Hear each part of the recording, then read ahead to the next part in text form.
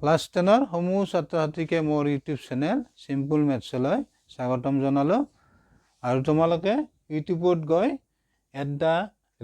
@mathsmind1981 বুলি search কৰিলে মোৰ ইউটিউব চেনেল চিম্পল মেথছটো পাবা আৰু তোমালোকে তাত মই ভিডিঅ'বোৰ দিছোঁ আৰু ভিডিঅ'বোৰ চাবা চাই কিবা বুজি নাপালে মোক কমেণ্টত জনাবা তেতিয়া আমি আহিছোঁ অংকৰ মাজলৈ এইবাৰ লৈছোঁ মই এই অংকটো চোৱা হৈ যোৱা মেট্ৰিক পৰীক্ষাত 2021ত আহিছে 2 মাৰ্ক আছে চোৱা কুৱেশ্যনটোত আমাক কি দিয়া আছে আমি চাই লওঁ ইফ যদি sin x plus y equal 1 তাৰপিছত দিয়া আছে cos x minus y equal √3/2 n আৰু x greater than y x এ y তকৈ ডাঙৰ আৰু এটো ৰেঞ্জ দিয়া আছে আমাৰ x plus y ৰ ভ্যালুটো 0 ডিগ্ৰী হ'ব পাৰে আৰু 0 তকৈ ডাঙৰ আৰু ইফালে 90 ডিগ্ৰী হ'ব পাৰে আৰু 90 তকৈ সৰু এটো ৰেঞ্জটো দিয়া আছে দেন ফাইন তেন্তে নিৰ্ণয় কৰা x আৰু y ৰ ভ্যালু আমি নিৰ্ণয় কৰিব লাগে তে তুমি লিখি লবা দিয়া আছে sin x plus y equal 1 এতিয়া আমি চাম ইয়াতে ৰেশিওটো তোমাৰ আছে sin গতিকে sin কিমান ডিগ্ৰীৰ ভ্যালু 1 তোমালোকে জানাই sin 91 তে ইয়াৰ পৰা তুমি পাবা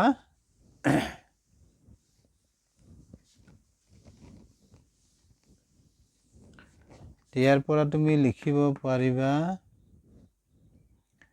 এটা চোৱা দুয়োফালে sin একে ৰেশিও আছে গতিকে আমি sin ৰেশিওটো কি কৰিব পাৰিম দুয়োফালৰ পৰা উঠাই দিব পাৰিম তেতিয়া আমাৰ এংগুল কি হ'ব একে হ'ব x plus y equal হ'ব 90 degree x plus y equal 90 degree তো এক নম্বৰ দি থলা হলা বুজি x plus y equal 90 degree তাৰ পিছত আমাক আৰু দিয়া আছে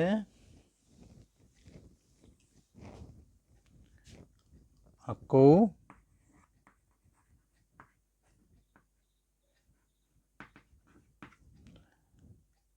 cos x minus y equal √3/2 তেইবাসা আমি পালো ফলে লিখি থৈ দাও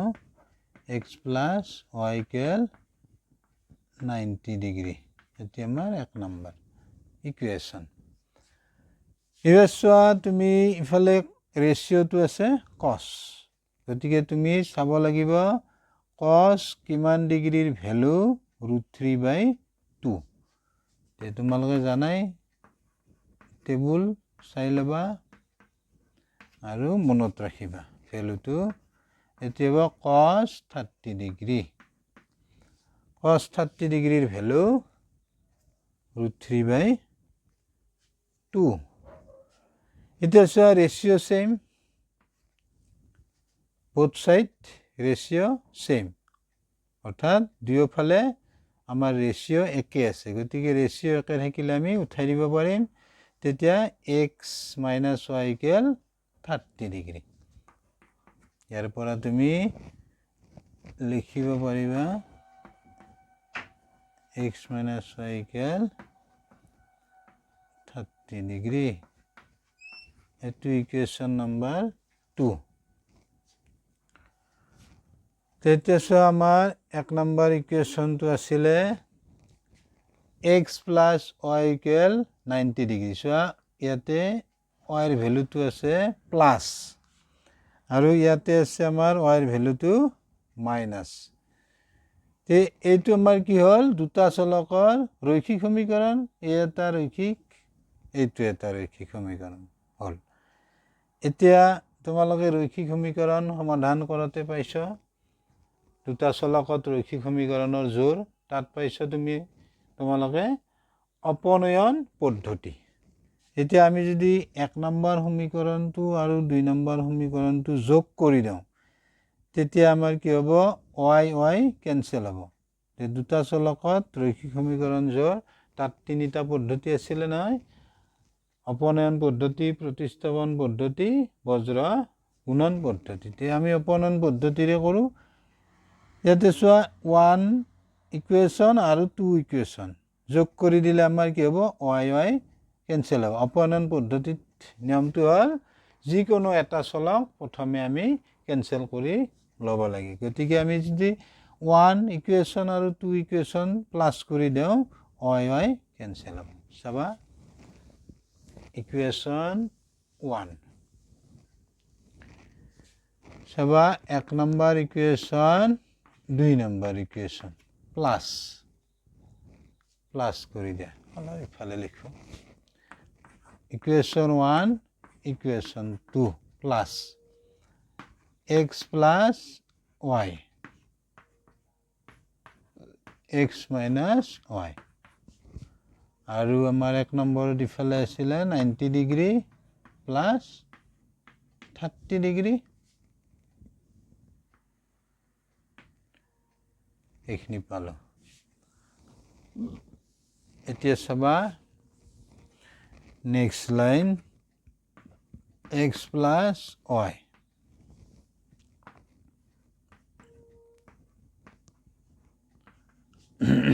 এটো 120 degree cancel twice x equal 120 degree so এইখিনি লিখি লবা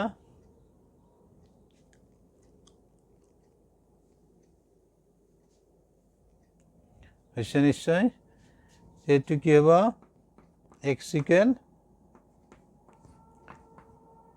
120 divide 2 তেটো কাটিলে পাবা তুমি 60 ডিগ্ৰী এইখিনি মই মুছি দিলো তে তুমি পালা x ৰ ভ্যালু x ৰ ভ্যালু 60 ডিগ্ৰী হল এতিয়া তুমি x ৰ ভ্যালু 1 নম্বৰ সমীকৰণত বহাই দিয়া তে 1 implies 1 ত আমি x ৰ ভ্যালু বহাই দিম 60 ডিগ্ৰী প্লাস y ফলে 90 ডিগ্ৰী 1 ত 1 নম্বৰ ইকুৱেশ্যনত তুমি x ৰ জায়গাত 60 ডিগ্ৰী বহাই দিয়া দিলে y ৰ ভ্যালু পাবা টেকনি y equal 90 degree minus 60 degree y equal 30 degree আমি পাই গলো x আৰু y ৰ ভ্যালু আমাক নিৰ্ণয় কৰিব দিছে গতিকে পাই গলো আমি x আৰু y এইখিনি লিখি লবা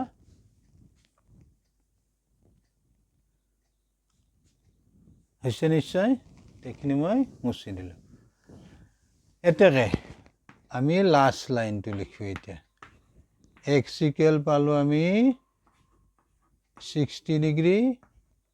y equal পালো 30 ডিগ্ৰী তে ইয়াতে আমাৰ শেষ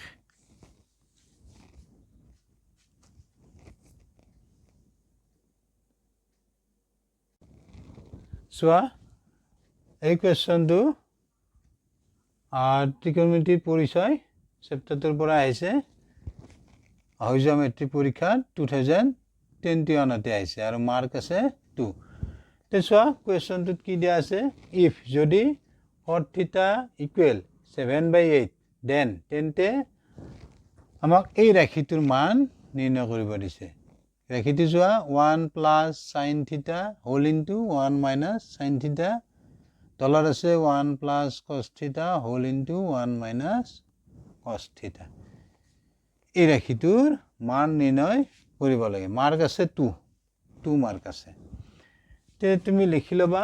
cot θ ইকুৱেল আমাক দিয়া আছে 7/8 এইখিনি লিখি লবা cot θ ইকুৱেল 7/8 আৰু আমি cot θ ৰেশিওটো এনেকৈ লিখিব পাৰো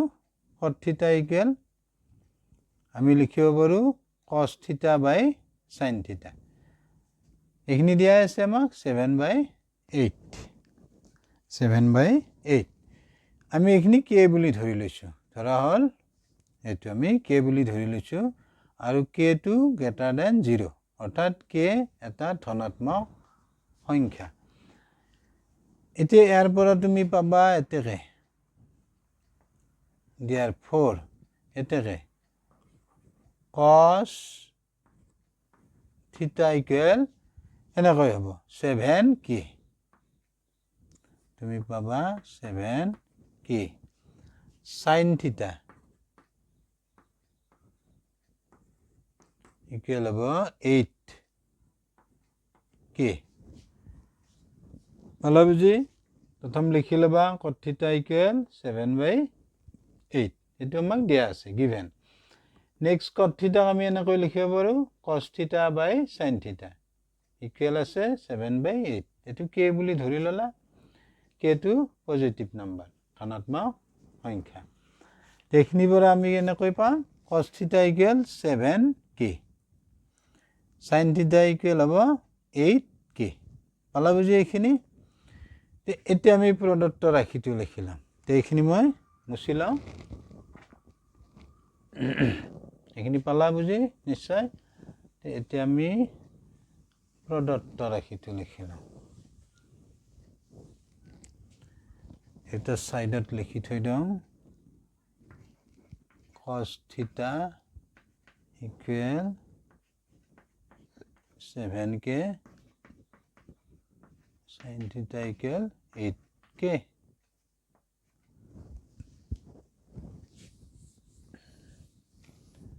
এতিয়া লিখিবা প্ৰদত্ত ৰাশিটো এটাকে আমি লিখিম প্ৰদত্ত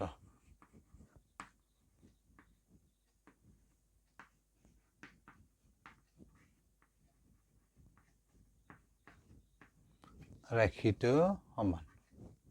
আমি লিখিলাম ৰাশিটো 1 plus sin theta whole into 1 minus sin theta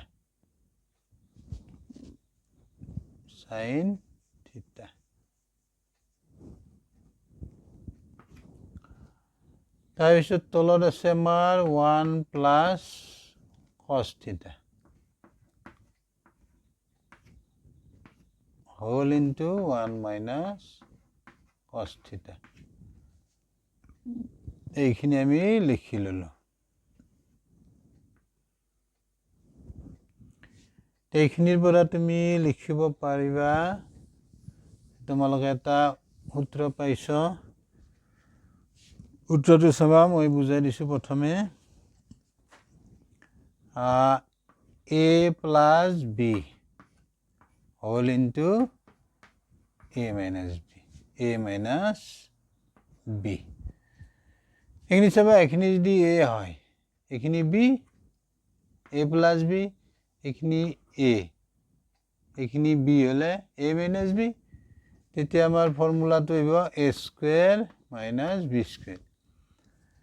এই ফৰ্মুলাটো আমি ইয়াতে ব্যৱহাৰ কৰিম কি হ'ব a plus b whole into a minus b তেতিয়া কি লিখিব পাৰিম ইয়াতে এটি ফর্মুলা মতে a square minus b square এতে কি লিখিম আমি 1 square minus sin square theta ভালো বুজি তে নেক্সট স্টেপটো আমি লিখিম তেনেকৈ আমি সূত্ৰটো ব্যৱহাৰ কৰিম তে চাবা 1 square এইটো হ'ব 1 square minus sin square theta এটি হ'ব 1 square minus cos square theta ভালো বুজি এইখিনি মই মুছি দিলো নেক্সট লাইন এইখিনি পৰা তুমি লিখিব পাৰিবা 1 স্কোয়ার মানে 1 এটি হবে sin স্কোয়ার থিটা এটি হবে cos স্কোয়ার থিটা ভালো বুঝি এতিয়া এইখিনি মানে আমি কি লিখিম প্ৰথমে ফৰ্মুলাটো মই বুজাই দিওঁ এইখিনি মানে আমি লিখিব পাৰিম চাবা sin স্কোয়াৰ থিটা cos স্কোয়াৰ থিটা ইকুয়াল 1 এতিয়া আমি কি কৰিম sin স্কোয়াৰ থিটা ইকুয়াল 1 মাইনাস cos স্কোয়াৰ থিটা নাইবা আমি কি লিখিব পাৰিম cos স্কোয়াৰ থিটা ইকুয়াল 1 মাইনাস sin স্কোয়াৰ থিটা এতিয়া চাবা 1 মাইনাস sin স্কোয়াৰ থিটাৰ ঠাইত চোৱা 1 মাইনাস sin স্কোয়াৰ এইটো চোৱা 1 মাইনাস sin স্কোয়াৰৰ ঠাইত 1 মাইনাস sin স্কোয়াৰৰ ঠাইত আমি লিখিম cos স্কোয়াৰ থিটা আৰু এইটো চোৱা 1 মাইনাস cos স্কোয়াৰ থিটাৰ ঠাইত আমি লিখিম sin স্কোয়াৰ থিটা ভালো বুঝি এই অভেদটোৰ পৰা আমি এই দুটা উলিয়াইলাম ভালো বুঝি এইখিনি মই মুছি দিলোঁ এতিয়া আমি লিখিম এটি হ'ব cos স্কোয়ার আৰু এটি হ'ব sin স্কোয়াৰ থিটা cos স্কোয়াৰ থিটা sin স্কোয়াৰ থিটা পালো তে ওপৰৰ লাইন মুছি দিলোঁ এইখিনি হ'ল এতিয়া আমি ভ্যালু cos ইয়াক তুমি এনেকৈ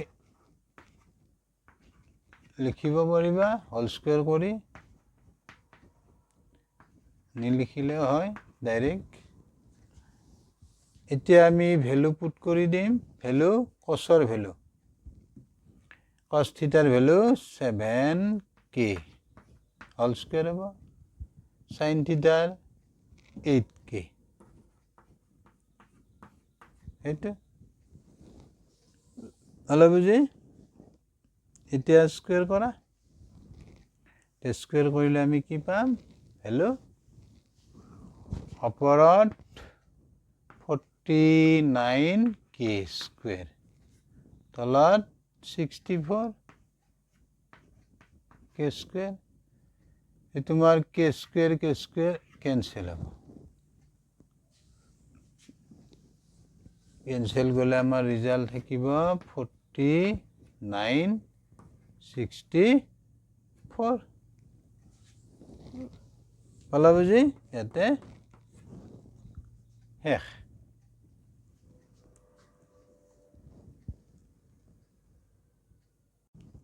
চোৱা আন এটা কোৱেশ্চন কি দিয়া আছে আমাক চাবা if যদি sin a minus b equal half cos a plus b equal half where যত আমাক এটো ৰেঞ্জটো দিয়া আছে a plus b ৰ ভ্যালুটো কি হ'ব 0 তকৈ ডাঙৰ আৰু কি হ'ব পাৰে 90 ডিগ্ৰী হ'ব পাৰে আৰু 90 ডিগ্ৰীতকৈ সৰু n আৰু এটা কন্ডিশন আছে a টো ডাঙৰ b সৰু a greater than b then find তেন্তে নিৰ্ণয় কৰা a আৰু b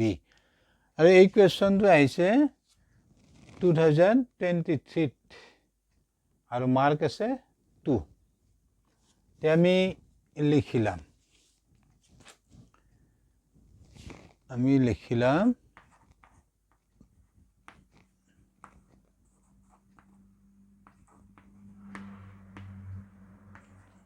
চাবা যেহেতু কি দিয়া আছে আমাক sin a minus b equal half তেছোৱা ৰেশিওটো আছে sin গতিকে তুমি চাব লাগিব sin কিমান ডিগ্ৰীৰ ভ্যালু 1/2 হাফ তেতিয়া তুমি টেবুলত চাবা আৰু মনত ৰাখিবা sin 30 ডিগ্ৰীৰ ভ্যালু হাফ sin 30 হাফ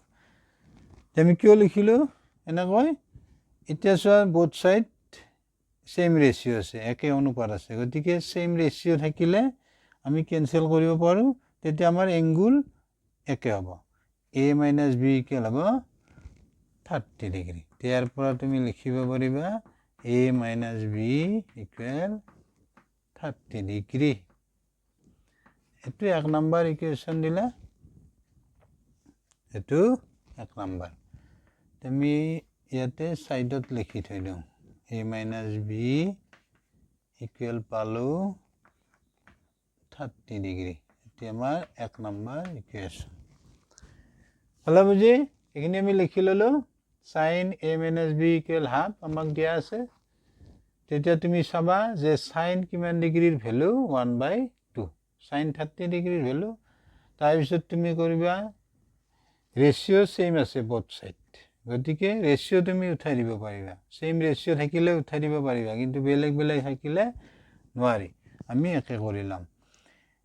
তে কি হ'ব sin both side same ratio উঠাই দিব পাৰিবা তেতিয়া এংগুল ইকুৱেল হ'ব a - b ইকুৱেল হ'ব 30 ডিগ্ৰী এইখিনি হল পালা বুজি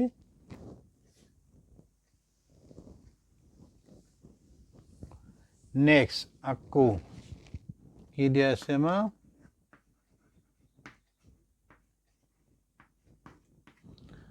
কমক দিয়া আছে cos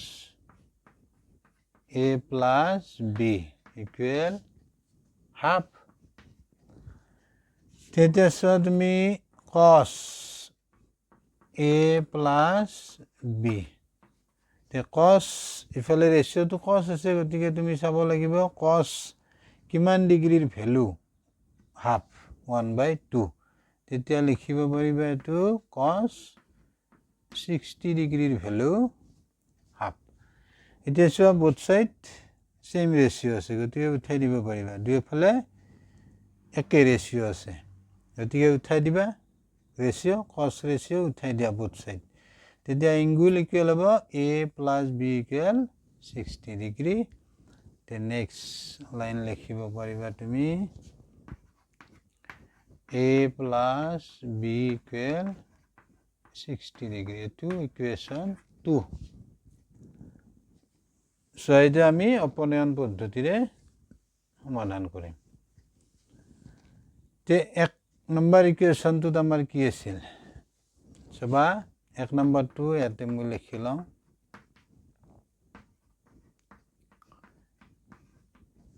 তে আমাৰ এক নম্বৰ ইকুৱেশনটো আছিল a - b ইকুৱেল 30 ডিগ্ৰী আৰু দুই নম্বৰটো a plus b equal 60 degree পালা এতিয়া সো অপনয়ন পদ্ধতি তোমালোকে দুটা চলকৰ ৰৈখিক সমীকৰণৰ জোৰ তাত পাইছা যে কি আছিল অপনয়ন পদ্ধতিত যে যিকোনো দুটা চলক থাকিব তাৰে যিকোনো চলক এটা প্ৰথমে আমি ক্যান্সেল কৰিব লাগে ক্যান্সেল মানে অপনয়ন না কৰিব লাগে ইয়াতে সো আমাৰ b ইয়াতে প্লাস আছে ইয়াতে মাইনাস আছে b গতিকে আমি দি এক নম্বৰটো আৰু দুই নম্বৰ সমীকৰণ যোগ কৰি দিও তেতিয়া b ক্যান্সেল হ'ব টুৱাইছে হ'ব আৰু এই দুটা প্লাস হ'ব ঠিক আছে তে আমি এতিয়া কৰিম ইকুৱেশন 1 plus 2 a minus b plus a plus b 30 degree plus 60 degree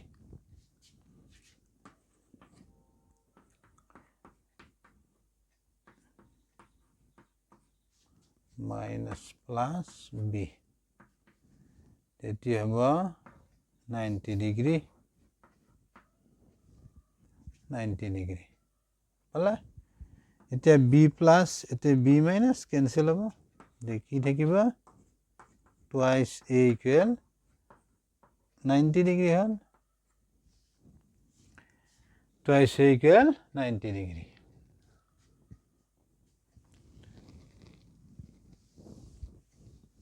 a equal কি হ'ব a equal 90 degree divide 2 that is 45 degree হলা বুজি তে নেক্সট আমি কি কৰিম এতিয়া এৰ ভ্যালু পালো আমি এতিয়া আমাক b এৰ ভ্যালু লাগে তে আমাৰ ইকুয়েশন দুটা আছিল নহয় 1 আৰু 2 তে যি কোনো এটা তুমি এর ভ্যালুটো বহাই দিয়া তে আমি 2 তে বহাই দিও 2 ইমপ্লাইজ বুলি লিখিলে হল এর ভ্যালুটো কিমান আছিল 45 প্লাস আমাৰ এটো আছিল b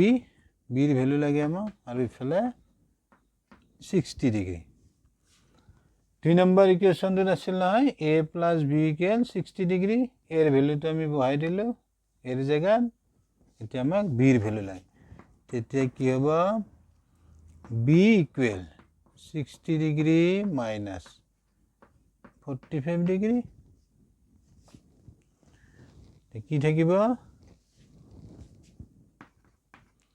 b = 15 ডিগ্রি তে আমি পাই গেলো a আৰু b এর ভ্যালু